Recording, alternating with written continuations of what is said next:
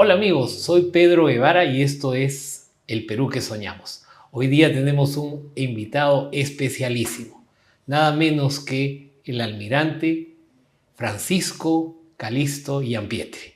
Es un gusto tenerte aquí. Y el tema que vamos a tonar, entre otras cosas, el mar peruano y la geopolítica. Un gustazo tenerte, Pancho, No, acá. realmente el gusto es mío y agradezco que me hayas invitado el día de hoy. Pancho Calixto, nada más. Gracias, Pancho. Ya Dejémoslo. eres un visitante de Canal B Sí, sí, sí. conspicuo. Sí, dejemos los títulos nobiliarios de lado. Pancho Calixto. Gracias, Pancho. Bueno, cuéntanos algo de tu background. O sea, se dice que marino es uno de por vida. Sí, bueno, yo tuve la suerte de nacer en el Hospital Naval porque mi padre es marino. Vengo de una familia de muchos oficiales de marina. En realidad hemos llegado a ser 14 oficiales de marina en la Wow. familia, entre padre, hermanos, tíos, sobrinos, etcétera, cuñados, X. Y me he mantenido en esta línea naval durante toda mi vida, ¿no? Vivía a 50 metros de la escuela naval, o sea que estaba, yo Y eres creo, encima chalaco. soy chalaco, nací en el Callao, en el Hospital Naval, y ahí me van a cremar también, o sea que estoy condenado a ser marino toda mi vida, con mucho gusto y a mucha honra. Es un virus genéticamente establecido en tu familia, Es un virus pero un familiar, virus bueno, porque es hay un virus virus bueno, buenos y sí, malos. no Un bueno, virus patriótico. sí. La gente que trabaja en las Fuerzas Armadas está dispuesta a dar su vida. Ellos la dieron ya para salvarnos del terrorismo. Y yo te digo que he tenido muchos alumnos en la Escuela de Posgrado de la Universidad del Pacífico y debo confesar que los mejores alumnos que yo siempre tuve fueron de las Fuerzas Armadas y especialmente de las Fuerzas Armadas y de la Policía y especialmente de la gloriosa Marina de Guerra del Perú. Ah, me da mucho Y gusto. me los he encontrado en Taiwán, en Nueva York, en Bolivia, en Ecuador, de agregados comerciales. Lo que yo es de agregados militares, Sí. pero lo curioso es que no se acordaban mucho exactamente de la economía que estudiaron, pero sí de las historias que yo había contado. Pero en fin, de las anécdotas. La economía, las curvas, la oferta, la Hay demanda, que el punto mover de las equilibrio, curvas, arriba exacto. para la derecha, para la izquierda. Y ustedes pues No, tienen una pero sólida formación. sí, matemáticas tenemos mucha formación en la escuela naval. Sí. Sí. Bueno, Pancho, mira, uno de los grandes temas de actualidad es la globalización. Y hablando de globalización, hay un tema que está vinculado a la competencia entre Estados Unidos y China. Y eso de alguna manera se ha trasladado al Perú por ese repentino interés, dado que Perú con el puerto de Chancay, quienes hemos venido hablando, abogando por el megapuerto de Corío, e inclusive un nuevo puerto en Bayóvar que tiene el mismo calado de Chancay, ha traído la atención de estas dos potencias económicas que, quieras o no, influyen sobre la política, la economía y sobre las decisiones que un gobierno como el del Perú tiene que tomar. ¿Cuál es tu percepción en ese sentido de esta competencia económica por la primacía política, económica entre China y Estados Unidos? Bueno, me hace mucho acordar de un libro que leí cuando estuve en la escuela superior, o en ESAN, no recuerdo muy bien, creo que fue en la escuela superior, que se llamaba Choque de Civilizaciones, de Samuel P. Huntington. Claro. Que habla mucho de la competencia bipolar entre el Oriente y el Occidente y el control por la Eurasia. Pero este libro de esa época tenía una concepción media eurocentrista, ¿no? Se concentraba mucho en lo que sucedía en Europa, ¿no? El fin de la historia y su presagio no se cumplió. No se cumplió. Porque él presagiaba que, el profesor Samuel P. Huntington presagiaba que ya la lucha entre la Unión Soviética y Estados Unidos se había culminado y que no había más que seguir el modelo de la economía liberal con sistemas democráticos y esos sistemas habían ya colapsado. Pero la cruda y dura realidad de los años ha demostrado que esa no es necesariamente la realidad. Bueno, yo creo que esta concepción eurocéntrica ha migrado un poquito y ha movido el punto de equilibrio, se ha ido más hacia el hacia el oeste, y de repente un poquito más hacia el sur, ¿no? Porque ahora vemos que no solamente se disputan la supremacía de esta sobreposición de una civilización sobre la otra en el espectro de Europa, sino que ya está migrando hacia lo que es América y Sudamérica también, Claro, ¿no? la evolución antes era la lucha norte-sur. Así es. Ahora es de este a oeste. Y así mejor es. dicho, de oeste a De este, porque oeste el a este, centro de correcto. gravitación económica comercial está alrededor de los países del Arco del Pacífico. Así es. Y la nueva ruta de la seda, ¿no es cierto? Exacto. Entonces, esos son factores cruciales. Así es, así es. Entonces, nosotros creo que estamos en este momento colocados en el tablero en una posición geopolítica superlativa, ¿no? Con ventajas superlativas a nivel competitivo y comparativo con otros países de América del Sur, pero que tiene que tener un componente geoestratégico, ¿no? De utilizar tu posición geopolítica en forma estratégica para poder potenciar tu fuerza, tu peso específico. Porque de lo contrario, tu posición geoestratégica no te sirve de nada si no tienes Claro. una visión, tu posición geopolítica no te sirve de nada si no tienes una visión geoestratégica que está sobre eso, ¿no? Y Perú en este momento, nuestra posición geopolítica hace que si utilizamos bien nuestra estrategia, podamos tener una ventaja comparativa y competitiva con todo Sudamérica y con toda América del Sur y América Central y hasta Latinoamérica, que tendría un valor realmente superlativo, ¿eh? Es muy interesante porque yo he tenido la oportunidad de ser jefe de misión en Taiwán y yo soy un fanático, hincha, estudioso de los tigres asiáticos. Y uno de los casos más interesantes cuando hablamos de Singapur, Taiwán, Corea del Sur, Hong Kong, es el caso de Singapur, un conjunto de islas y prácticamente una ciudad-estado que no tiene recursos minerales, no tiene el potencial biodiverso, agricultura, pero sin embargo pudo aprovechar su posición geopolítica para construir el más grande puerto del mundo, por muchos años el puerto de Singapur, y actualmente el segundo puerto más grande del mundo.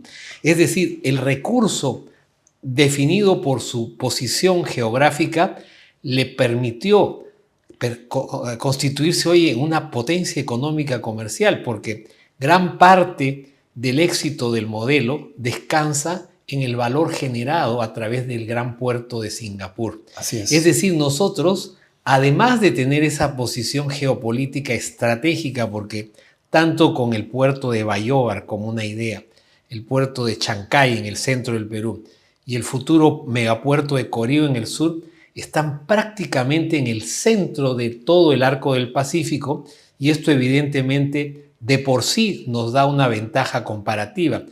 Para no mencionar los otros factores como el calado que tenemos, mientras nosotros estamos de manera natural en Bayóvar con 17.9 metros, lo mismo en Chancay con 17.9 metros de profundidad, y en Corío con 30, entonces eso sumado a toda la riqueza minero-metalurgia, el potencial biodiverso de nuestra agricultura y esa posición estratégica para conectarnos no solamente con el arco del Pacífico, sino también a través del hinterland, con esos proyectos que por ahora sonaban utopías.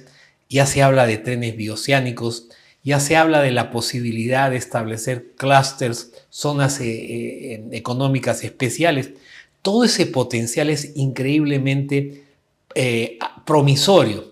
Ahora, ¿cómo crees tú, ya yendo al grano a esta lucha geopolítica entre China y Estados Unidos, cómo es que nosotros podríamos aprovechar eso en el buen sentido estratégico? Porque es un hecho que Chancay ya marca una pauta con esa inversión china, pero pareciera que ahora Estados Unidos también ya ha tomado interés no solamente en Coríos, inclusive en un puerto aeroespacial sí, en Piura. Entonces, esto de alguna manera nos permite tener una posición muy importante en términos de dónde nos ubicamos respecto a Estados Unidos y China. Bueno, tú lo has definido muy bien, todas las ventajas competitivas que tiene el Perú en este momento sobre los otros actores, y tenemos que considerar, en adición a lo que tú has explicado perfectamente, la ventaja que tiene el Perú de ser uno de los únicos dos países integrantes de la PEC en Sudamérica, ¿no? Entonces, el comercio con el Oriente a través de la PEC se va a concentrar definitivamente en el Perú. Ahora con el puente de Chancay en su primera fase y después tendrá 2 fases más. Y después, más adelante, esperemos que venga el puerto de Corío, que tiene sus ventajas, pero también tiene sus problemas, ¿no? Porque la profundidad, por un lado, es una ventaja y por otro lado también es un problema que tenemos que saber manejar. Pero al final, si se manejan bien, vamos a tener una explosión de progreso en el Perú. O sea, el Perú yo sostengo que está predestinado a progresar. Exacto. A pesar de los malos actores que hemos tenido en el gobierno, a pesar que no ha habido un acompañamiento del Estado a la inversión privada, a pesar de los malos gobernantes que habíamos podido tener en estos últimos tiempos, o a pesar de la falta de perspectiva, la falta de visión estratégica, definitivamente estamos condenados a progresar en el Perú. Entonces, si no corremos la ola, no vamos a poder beneficiarnos con todo lo que podríamos redituar de la posición geoestratégica, de la ventaja competitiva, de los precios de todo. Con la transformación energética, la demanda por minerales, metales. Y la generación de empresas, ¿no? La Exacto. generación de empresas para aumentar el valor de nuestras exportaciones, simplemente con impulsar la creación de zonas económicas especiales, que no es lo mismo que una zona franca, es diferente, pero tiene algunas ventajas en los índices tributarios y arancelarios que se le dan, o ventajas que se le dan a las empresas que van a venir al Perú y que reditúan no solamente en instalarse acá, sino en transferir tecnología. Conocimiento, tecnología, porque la inversión extranjera no solo trae capital monetario, trae también conocimiento. Así es, y esa es una de las condiciones mandatorias, ¿no?, para activar una zona económica especial, la transferencia de tecnología, y eso impacta directamente en la población. Y la población, y sobre todo la población que está más cerca al punto en donde se establecen este tipo de zonas. Entonces, Chancay no puede ser visto solamente como un foco que nutre un hinterland un conjunto pequeño, de pueblos, ¿no? Esto tiene una explosión que va a extramuro de Chancay. Exacto, y lo mismo para Corío y para un futuro puerto de Bayóvar. Por supuesto. Justamente, sí. Por ejemplo, ya centrándonos en el balance estratégico, yo creo que el hecho de que las 2 grandes potencias del mundo hayan prestado atención nos da un poder de negociación mucho más interesante. Bueno, eso es lo mejor que ha podido suceder en el país, ¿no? Lo mejor que nos ha podido suceder en el Perú. Claro, porque no nos vamos a inclinar ni a uno ni a otro. A ver, bueno, ¿usted qué nos ofrece? Y por mucho tiempo Estados Unidos lamentablemente consideró a América Latina y específicamente a Sudamérica como el patio trasero. Así es. Y efectivamente todo esto ha llamado la atención dada la creciente presencia de inversión china concreta en infraestructura, en vías terrestres, en proyectos energéticos. Ahora, ya yendo al tema, pasando al tema específico en términos económicos. En términos económicos, como tú muy bien lo has dicho, el hecho de generar, por ejemplo, un puerto tiene efectos no solamente locales.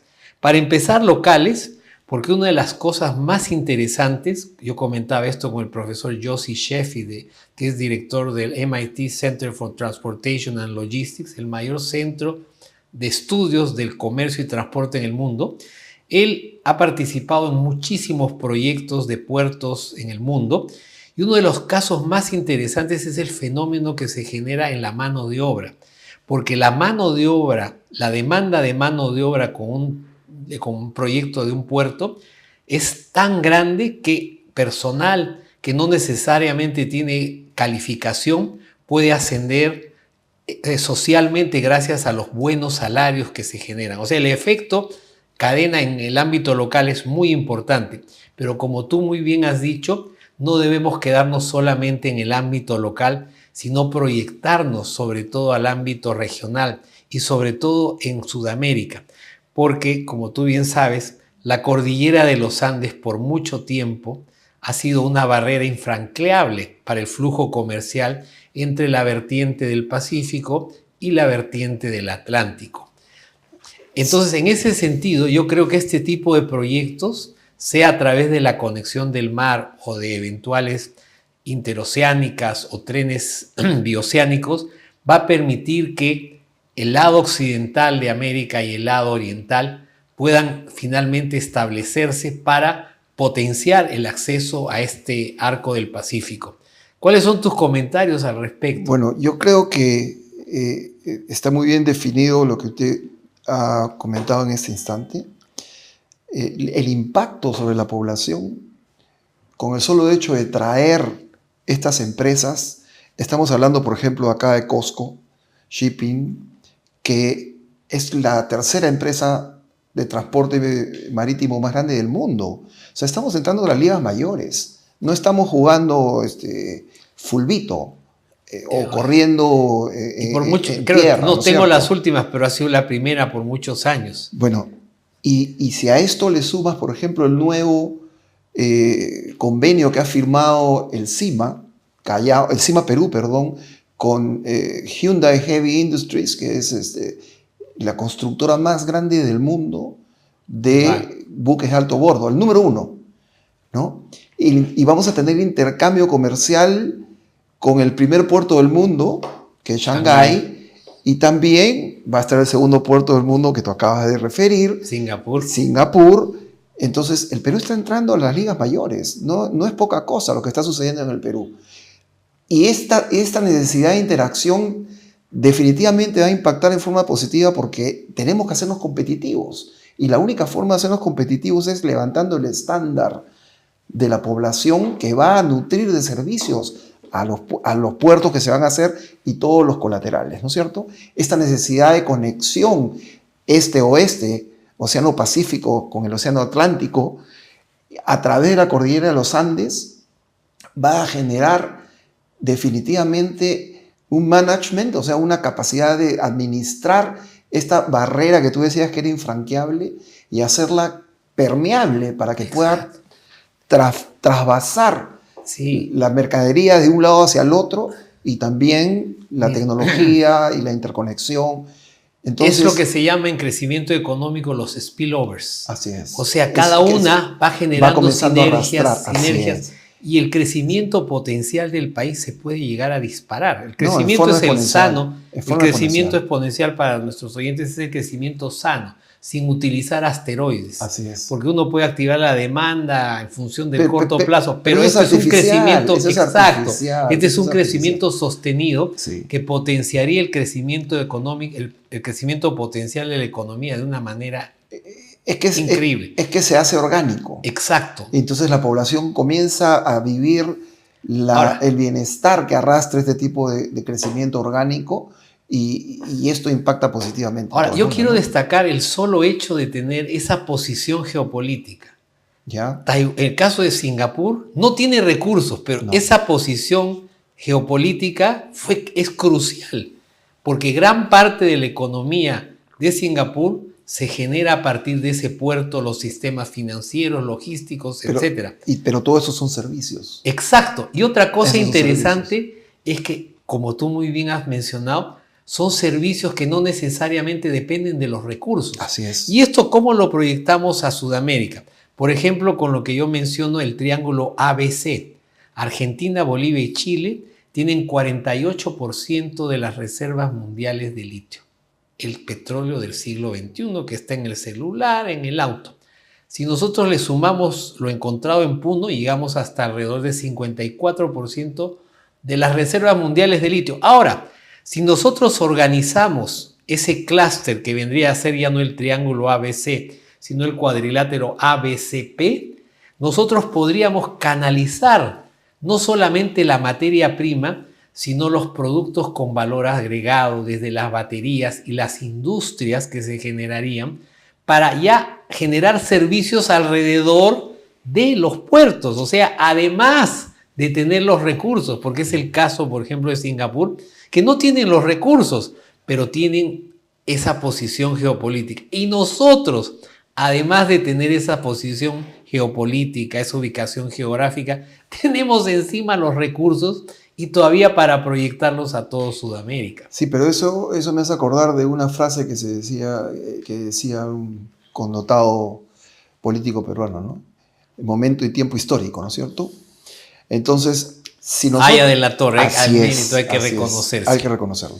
Si no aprovechamos el momento, después se nos va a pasar el tren, como se pasó el tren en el momento del guano, el momento del salitre, el momento del caucho, etc. ¿No es cierto? Entonces, ahora el momento del litio que tú acabas de referir es el momento, pero esto va a ser sustituido pronto por los iones de sodio o, y por, después o por el viene grafeno y etcétera, etcétera. Exacto, y viene la tercera era en la energía, que es el hidrógeno verde. El hidrógeno verde. Entonces, ¿qué va a suceder?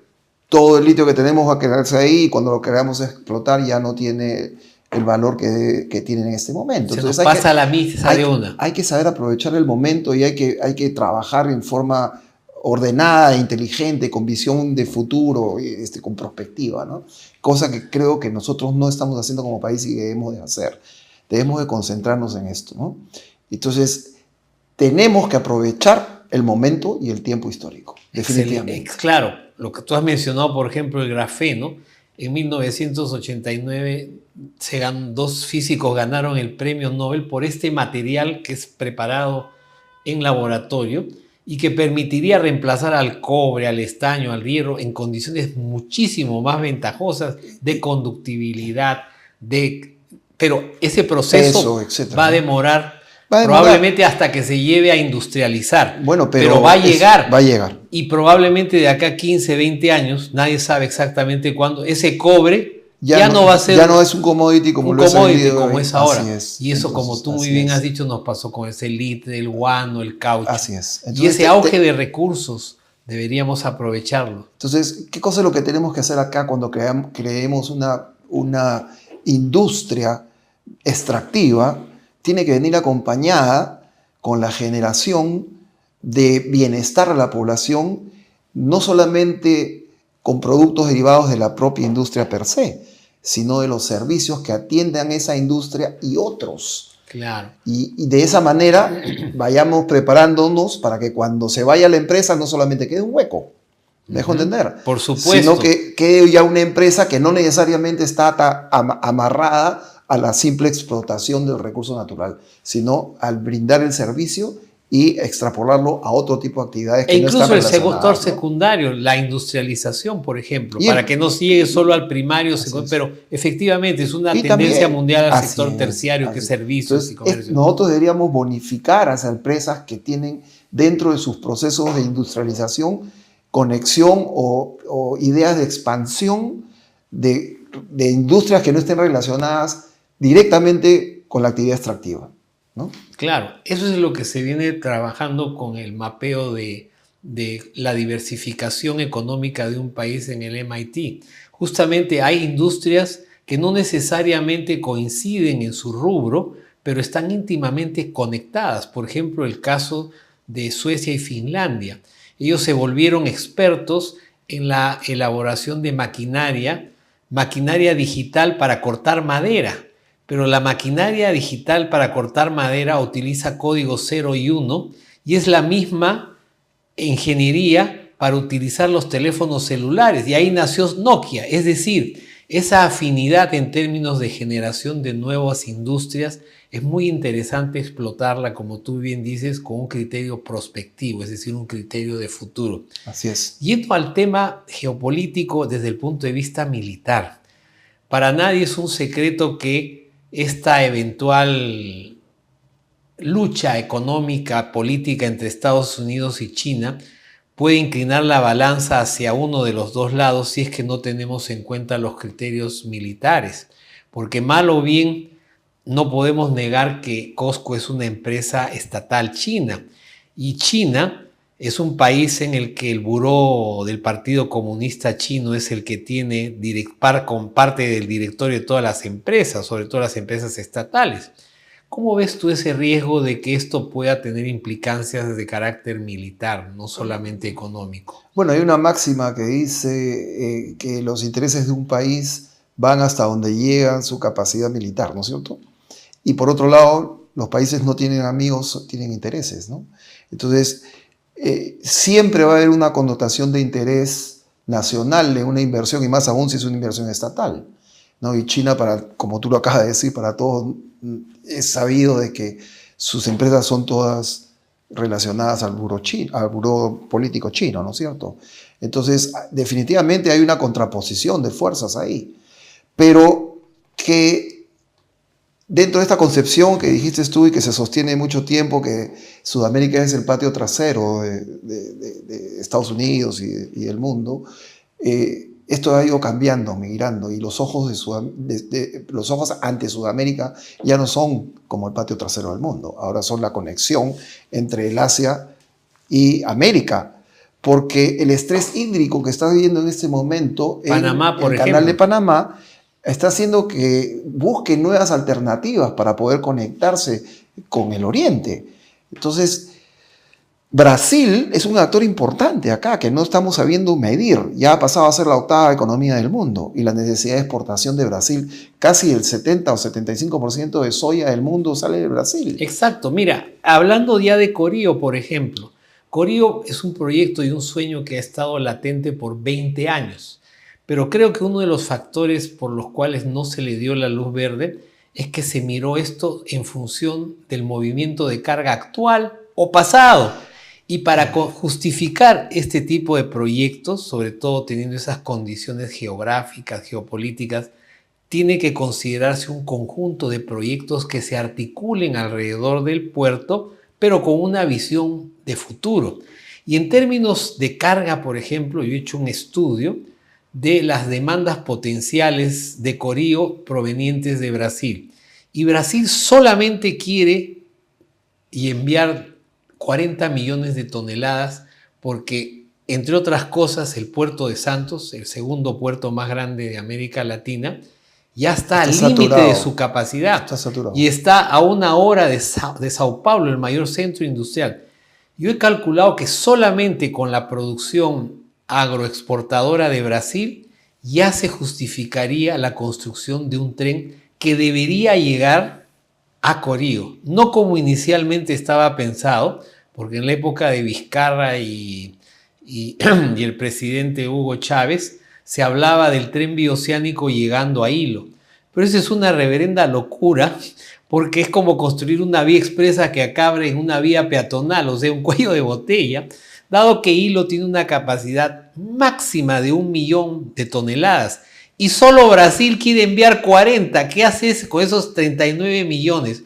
Entonces, entre otras cosas, Corío yo creo que ha adquirido una mejor perspectiva en términos de su potencial justamente cuando se ha abierto a considerar no solamente el mercado nacional y la carga que fluiría, tanto viniendo del Asia como la que saldría del Perú, sino cuando incorporamos ahí al gigante Brasil. Así es. Porque nosotros estamos viendo en este momento la demanda de Corío con la foto actual. Exacto. Y esto no es lo que va a suceder. Exacto. Desde el año, yo tengo un estudio desde el año 79 hasta el año 2023. Lo único que ha sucedido en la carga transportada por mar, o sea, la carga comercial transportada por mar, sobre todo contenerizada, es una tendencia ascendente. Exacto. Una tendencia ascendente, ya casi aritmética, ya posiblemente cambia geométrica. Pero, ¿qué cosa significa esto? Que lo único que ha sucedido en el transcurso de los años es que el intercambio comercial a través del mar ha aumentado y ha aumentado. Y el 90%, 92% de la carga sale por del el mundo mar. Sale por el mar porque es lo más económico. Bueno, y ahora no solamente va a salir la carga del Perú, sino va a salir la carga de todo Sudamérica. Exacto, para empezar a través de esa excelente ley de cabotaje que ha sido aprobada recientemente. Que nos da un poco más de flexibilidad en el manejo de carga, sobre todo multimodal, ¿no? Entonces, no estamos viendo realmente el potencial que tenemos acá como país. No lo estamos viendo. Y algunos incluso cuestionaban, bueno, dicen la ignorancia es atrevida, cuestionaban por qué vamos a tener que tener otro puerto. Disculpa, decían, no, es suficiente con Chancay. Es que no han visto el potencial, primeramente, no solo a través del cabotaje que se generaría recogiendo la carga que viene del Atlántico, de Brasil, Argentina, Uruguay, Paraguay, Chile, sino también la carga que se generaría del hinterland, o sea, de lo que está en el territorio sudamericano. Es que la gente de repente no llega a entender bien cómo es el proceso. Si usted tiene un contenedor y lo quiere enviar a China, usted lo pone en el Callao para ser enviado a China, el contenedor no va a salir del Callao a China. Claro. El contenedor va a ir caleteando por diferentes puertos en un buque hasta que llegue a Long Island, a Manzanillo o a Long Island, para que de ahí cruce un buque de 18.000 TEUs y se embarque. Y eso es tiempo, dinero. Tiempo. Bueno, ahora esos buques que solamente entran en 2 puertos en todo el Pacífico, desde Alaska hasta Tierra del Fuego, existen 2 puertos que reciben ese tipo de buques. Uno es Manzanillo y el otro es Long Island. Ahora está Chancay. Y encima con un calado, Long Island 17, nosotros tenemos... Casi un metro más, ¿no? Sí. Entonces, vamos a atender toda la carga de Sudamérica que antes se iba hasta Manzanillo o Long Island. Y esa reducción en tiempo es dinero. Tiempo es dinero. Y además servicios, como tú muy bien has dicho. Servicios conexos. Brasil, para enviar sus contenedores, demora 40, 45 días porque tiene que dar la vuelta por todo el Atlántico y por el Cuerno de África, el Canal de Suez, etc. O arriesgar la vida yendo por el sur. Entonces, eso hace que la carga sea demasiado cara para transportar. Si nosotros tenemos una ferrovía, que hay una Corío, y se puede abrir un ramal hacia cualquier... Una vez que ya cruzó, claro, los ramales se abren a Hilo, a Chancay, a todos lados. Exacto, para justamente recoger la carga. Y ahora, aprovechar toda esta inversión de claro, mira, he hecho el estudio, ¿no?, de cómo podría establecerse la conexión, ya no solamente a través del cabotaje, sino a través del hinterland, lo que se llama el territorio que está en Sudamérica. Y un tren, hay 2 posibilidades por ahí. Que una Santos desde Brasil, del puerto Santos, el segundo puerto más grande, cruce Bolivia llegando a Santa Cruz, Cochabamba, La Paz, y de ahí baje hasta Corío. Obviamente hacerlo hasta Hilo es una locura, pero haciéndolo hasta Hilo.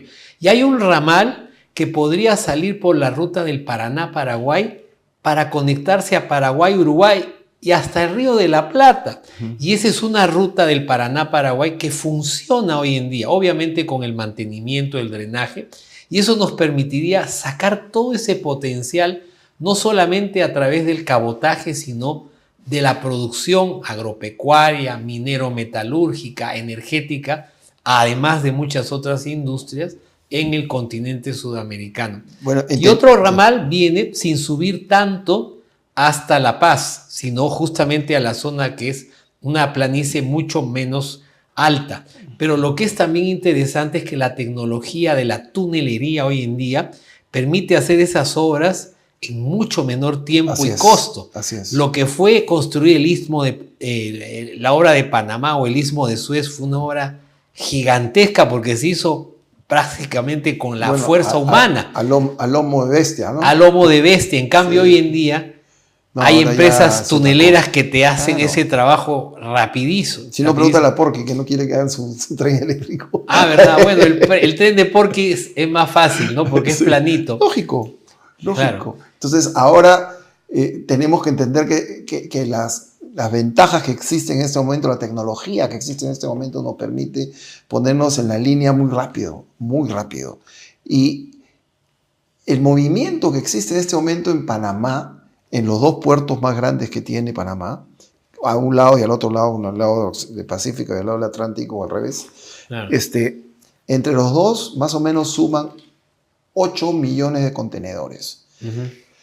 Chancay va a mover cuando ya esté en su primera etapa 1 millón, pero puede llegar hasta 7 millones, están considerados que se puede llegar hasta 7 millones. Pero al otro lado hay una demanda tan grande que Shanghái mueve 40 millones de contenedores al año. Más, está en 47.9 millones de TEUs. Entonces tendría que corregir, me quedé corto. Pero más o menos 40 millones, más o menos 50 millones de contenedores. Claro. Entonces hay una necesidad de mover toda esa carga que se está yendo, por ejemplo, de Brasil a través de una vuelta que demora casi 50 días. Solo el potencial agroexportador de Brasil es 40 millones de toneladas. Imagínense. Sí. Entonces, Corío, Chancay se complementan al final. No son una competencia entre ellos. Son mutuamente incluyentes y colectivamente exhaustivos, como decía mi profesor de planeamiento estratégico. No son competencia. Exacto, son mutuamente complementarios. Así Y es. además una sana competencia, sobre todo cuando se tiene hasta cierto punto el monopolio debido a la ubicación geográfica, es favorable. Los bolivianos, para empezar, tendrían ya la opción de no solo depender de los puertos chilenos, sino la opción de depender de los peruanos.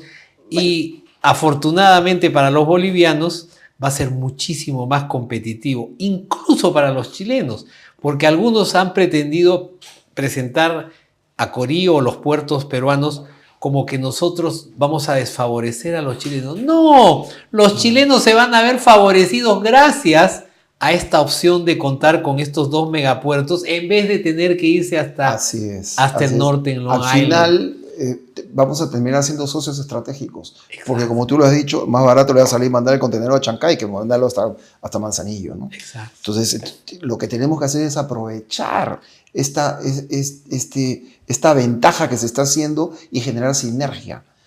Porque en economía 1 más 1 no es 2.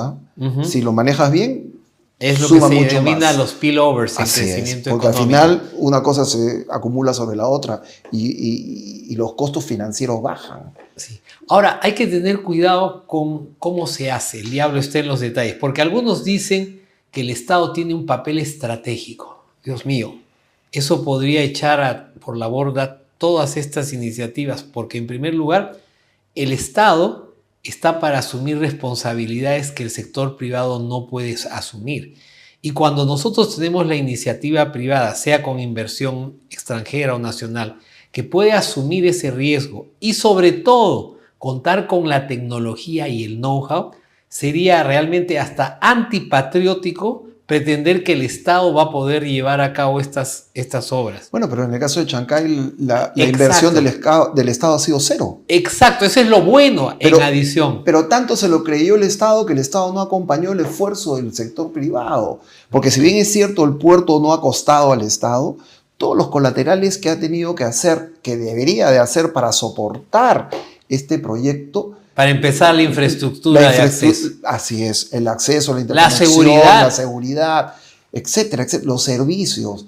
Entonces, el costo de la tierra en este momento en Chancay se ha triplicado, cuadriplicado. Entonces, va a haber una necesidad de inversión del Estado de todas maneras, pero después es una inversión productiva al final, que va a generar el crecimiento del PBI en nuestro país, va a impactar positivamente en la preparación de la gente, en el bienestar de la población. Entonces, el Estado tiene que ser copartícipe de este esfuerzo y no dejarlo abandonado. Y ahí yo veo, por ejemplo, al pobre alcalde de Chancay, al cual yo no conozco en persona. Yo lo conocí acá en el canal. Que el señor un poco más y se arrodilla sobre chapitas y se latiguea con un alambre de púas para que la gente lo escuche y vea los problemas que tiene, porque él como ciudad va a tener que soportar este puerto. ¿Te imaginas solo en términos de seguridad? Gran parte del narcotráfico fluye a través de los puertos. Y el tema de la vida portuaria per se siempre genera algunos colaterales que desafinan un poquito la vida amenguada de los pobladores, ¿no es cierto? Porque va a haber un movimiento nocturno, va a haber ocio que se va a generar ahí, va a haber necesidad hotelera que se va a generar ahí, y él en este momento no tiene la capacidad de soportar. Entonces el Estado tiene que invertir fuertemente en Chancay. Es su responsabilidad. Gran parte, tú sabes, del caos que vivimos, sobre todo en el transporte, es el desorden que existe en el ordenamiento de las ciudades.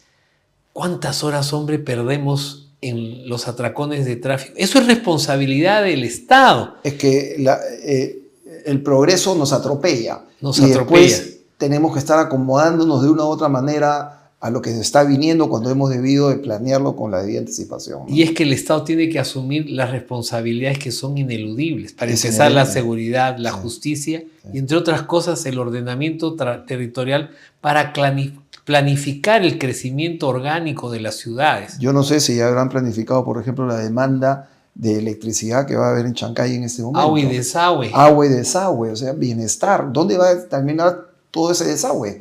¿En el mar otra vez? Entonces hay plantas de tratamiento, cosas que ya tienen que ser hechas por el Estado, que al final van a acompañar a la inversión privada, pero van a darle bienestar a la población, ¿no? Entonces, esto es un tema que tenemos que ir mirando un poquito más arriba y verlo en forma un poquito más holística, ¿no? Sí. En términos de nuestra conexión con otras partes de América, es interesante ver cómo, por ejemplo, Chancay podría proyectarse al norte y algún día lo que yo digo es pensar también en Bayóvar como otro gran megapuerto que permita canalizar Los fosfatos, pues. los fosfatos para empezar, Por los supuesto. fosfatos y el recorrido turístico transversal de las ciudades. Hoy en día ya están en fabricación enormes buques para transportar 65,000 a 100,000 turistas. ¿Te imaginas que uno de esos barcos ancle en nuestros puertos para el norte, para el centro, para el sur? Tenemos ahí un potencial enorme. ¿Por qué? Porque con la inteligencia artificial hoy en día existe una preocupación muy grande. Y es que así como la cuarta revolución industrial reemplazó a los obreros, la tercera reemplazó a los obreros, porque la máquina y el robot reemplazaban al obrero, hoy en día, con la inteligencia artificial, un algoritmo o un conjunto de algoritmos va a estar en condiciones de reemplazar al jefe de planta e inclusive tomar decisiones. Así es. Entonces, ¿qué tipo de personas vamos a necesitar formar, capacitar? Y ahí entra el sector de los servicios, porque después de todo somos seres humanos y por más inteligencia artificial que haya, los servicios brindan un potencial muy interesante para el mercado laboral que se va a generar con la inteligencia artificial. Y como tú dices, el potencial turístico del Perú es extraordinario. Inmenso. Y eso justamente debería ya irse planificando, amarrado a la infraestructura que nos va a permitir conectar esos puertos con la llegada y la salida, no solo de mercadería, sino también con el flujo de personas. Y la extensión de las actividades portuarias y conexas hacia el sur del país, desde Chancay hasta llegar al Callao, y al final eso se va a convertir en una sola franja. Eso se va a convertir en una sola franja y un impulso pero magnífico para el Perú. Como ¿no? fue en los países del sudeste asiático, Pero porque por supuesto, todos los países, Taiwán, Singapur, Corea, no tienen tienen varios. Y Chancay, a veces nuestro entusiasmo chauvinista nos lleva a decir vamos a tener uno de los más grandes puertos del mundo en Chancay, pero no es así porque, como hemos mencionado, la carga que mueve Shanghái, el mayor puerto del mundo, es 48 veces más que la carga que va a mover Chancay en su primera etapa. Sí, claro que y sí. solamente Panamá, y es 9 veces más grande que Chancay. O sea, no hay que tampoco ser tan grandilocuente en términos de... Sí, pero nuestro posicionamiento en el tablero y en nuestro posicionamiento geográfico y geoestratégico o geopolítico, perdón, hace que esto tenga una sola tendencia a subir. Exacto, Nada y va más. a crecer porque Chancay pero puede hasta llegar a desplazar y competir con Panamá. Pero por supuesto. Y ni que se diga de Corío, supuesto. y ni que se diga de Bayóvar. Pero siempre y cuando nosotros lo manejemos bien. Exacto. En forma estratégica. Por eso es que la geoestrategia está sobre la geopolítica, ¿no? Ah, qué interesante. ¿Dónde tú te empapaste de estos temas? Porque me da la curiosidad, tu sapiencia, tu conocimiento. No, simplemente... es realmente remarcable.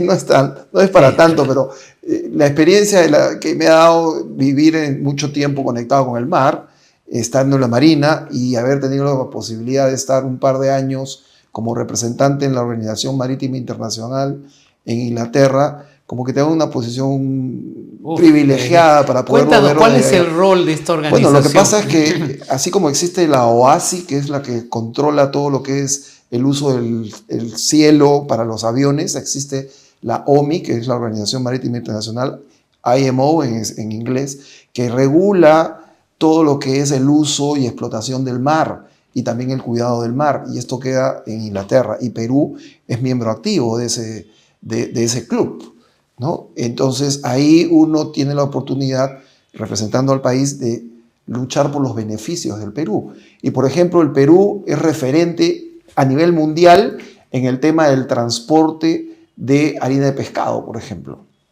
Porque la harina de pescado del Perú es la más rica del mundo. Y la concentración que existe en la harina de pescado del Perú hace que tenga que tener unos cuidados especiales para su transporte, porque puede ser hasta explosiva, ¿no? Entonces ahí hay mucho trabajo técnico, mucho trabajo científico, que permite dar los parámetros, por ejemplo, de seguridad para transportar la harina de pescado. Entonces, ¿cuál es el referente para medir? Si tú puedes transportar harina pescado del Perú, ya puedes transportar harina de pescado de cualquier otra parte del mundo porque es menos concentrada. Entonces, nosotros somos los que ponemos los parámetros de seguridad. El Perú es el que pone los parámetros de seguridad para el transporte de harina de pescado. Y así también en el tema de la pesca, que ahora va a entrar también en el tema de la OMI, porque en este momento la pesca se ve en otro lado, pero hay temas que se están viendo poco a poco más en la OMI, ¿no? Y nosotros tenemos una representación permanente ahí. En términos, por ejemplo, de este proyecto tan interesante de la estación terrestre, espacial terrestre en Piura. Bueno, eso va a ser un boom. Eso va a ser un boom porque la posición, una vez más, Perú está bendecido. O sea, la posición geográfica... Cerca al Ecuador, lo que permite el lanzamiento que de la cohetes órbita sea, hacia el este. Así es, y la órbita sea más amenguada para que pueda entrar en órbita por su proximidad al Ecuador, pueda entrar en órbita a los satélites. Están abriendo la posibilidad de que se active una base aeroespacial. O sea, vamos a lanzar satélites desde el Perú. Vamos a poder hacer investigación para mejorar la calidad de la semilla. Así es. Porque las condiciones físicas y químicas pueden ser modificadas justamente en un laboratorio espacial. Con gravedad cero, ¿no? Con gravedad, efectivamente, y a 100 kilómetros de la superficie. Sí. O sea, es extraordinario lo que Dios nos ha dado. Bueno, nosotros estamos en un franco proceso de potenciar el Perú y que creo que no nos estamos dando cuenta de esto. Y estamos perdiendo el tiempo enfrentándonos entre peruanos, luchando entre peruanos, el tema de que no, que tú eres de izquierda, que tú eres de derecha, que tú eres de la autoflagelarnos costa, abriendo los periódicos o viendo la televisión. ¿Hasta cuándo nos vamos a seguir enfrentando? Pero mucho depende de a quién escojamos, a quién elijamos en el 2026, porque la otra opción sería catastrófica. Definitivamente. ¿No? Aquí tenemos que ver el tema con un poco de seriedad. Bastante seriedad. Y ver lo que realmente necesita el Perú, ¿no? En términos de cómo evolucionaría, según tu perspectiva de militar, se dice, pues digo militar porque uno es marino toda su vida. Cambió mi situación, nada más, estoy en retiro, nada más, pero sigo siendo marino. ¿Cómo crees tú que va a evolucionar el tema de Ucrania, en los temas militares en Israel? ¿Cómo nos puede afectar en términos geopolíticos? Bueno, realmente nosotros en este momento tenemos una efervescencia, ¿no? Sobre todo al este. El tema de Ucrania es un tema complicado, Rusia está presionando fuertísimo ahí, la posibilidad o no del ingreso a la OTAN es un tema... Que puede prender una mecha para una conflagración probablemente. Bueno, ya el caldo del cultivo está ahí, lo único que tenemos que poner es un poquito de una chispa y eso va a terminar mal, ¿no? Y eso todavía con un presidente como Trump que hasta ha amenazado con retirarse de la OTAN y suelta unas amenazas realmente increíbles cuando está en campaña en Estados Unidos. Bueno, pero por otro lado, mucha gente ve a Trump como lo que necesita en este momento Estados Unidos para... contrarrestar la onda woke. Y la onda woke y retomar su posición de hegemón, ¿no? Que ha tenido durante toda la vida, ¿no? Porque ven una especie de debilidad en el presidente Biden que está extrapolando no solamente, o sea, más allá de su debilidad física, eso está extrapolando a su población, ¿no? El último debate ha sido una cosa pero horrorosa, ¿no? No sé si ha sido lamentable. O sea, entonces, y este tema de Israel con Hezbollah más que... ¿no? Y nos afecta porque es un hecho que Bolivia tiene aliados, por ejemplo, entre grupos terroristas muy peligrosos. Hay un tema que geopolíticamente no estamos midiendo, que es el impacto de la penetración que tiene en este momento en Bolivia y cómo nos podría afectar a nosotros, ¿no? La presencia de Irán. Claro, hay un tratado de cooperación militar. Secreto. Claro, y cooperación militar que involucra, entre otras cosas, el uso de drones, que son los drones que Irán utilizó en una escaramuza entre Venezuela y Colombia, y los mismos drones que utilizó Rusia para atacar a Ucrania. Y yo me pregunto, Irán, quien fomenta el terrorismo a nivel mundial, ¿ha firmado un convenio de cooperación militar con Bolivia? No solamente ellos, Rusia también está presente en Bolivia, ¿no es cierto? Entonces ahí la explotación del litio boliviano tiene un componente de ayuda rusa fuerte. Entonces Y chino también.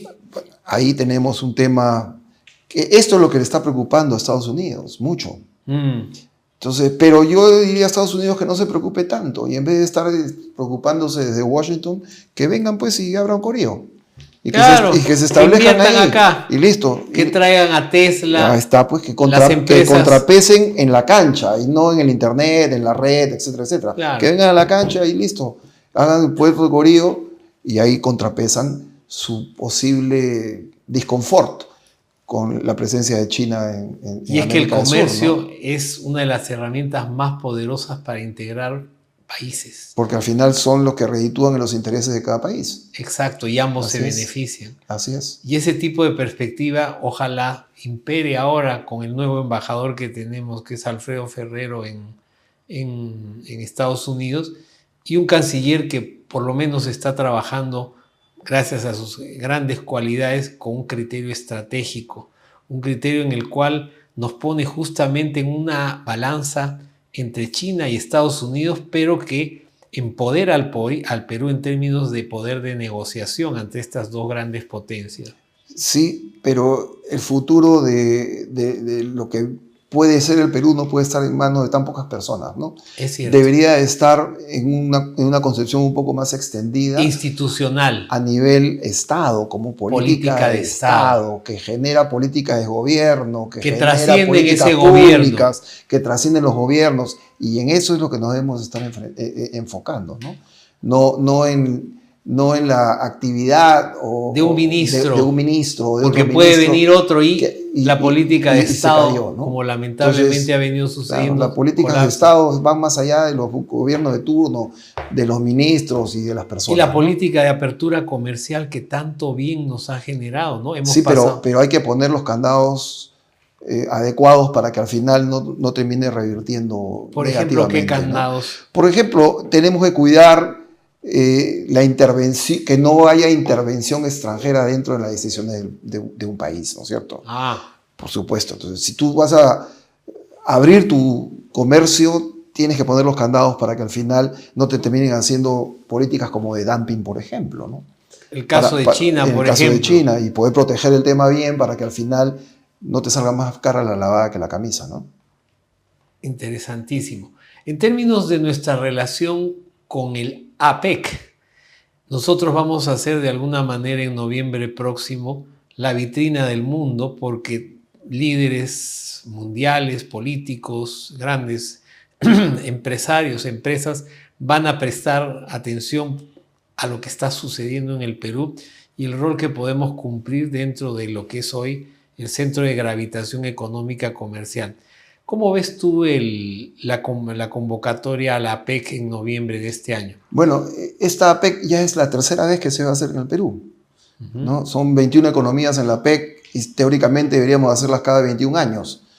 Pero la primera APEC fue hecha en la época de García, y la segunda APEC fue hecha en la época de Humala y la tercera APEC está siendo ahora hecha en la época de Dina Boluarte. 8 años. Entonces, si el Perú está siendo escogido por las mismas economías, porque ahí no se dicen países, sino se conocen como economías. Si las mismas economías que pertenecen a la APEC están constantemente escogiendo al Perú como parece, es porque realmente el Perú tiene todas las potencialidades para ser sede de un club tan exclusivo como la APEC, ¿no? Acordémonos que en Sudamérica existen solamente 2 países que son parte de la APEC. Perú y Chile, punto. Ni Brasil, ni Colombia, ni Ecuador, ninguno de ellos son parte de la PEC en este instante, ¿no? Y lamentablemente México, Chile, Perú, Colombia tenían un proyecto muy interesante que era justamente un contrapeso político a lo que era el Foro de Sao Paulo y que fue una iniciativa de Alan García, que lamentablemente se ha debilitado por la presencia de gobernantes como AMLO en México, en Chile.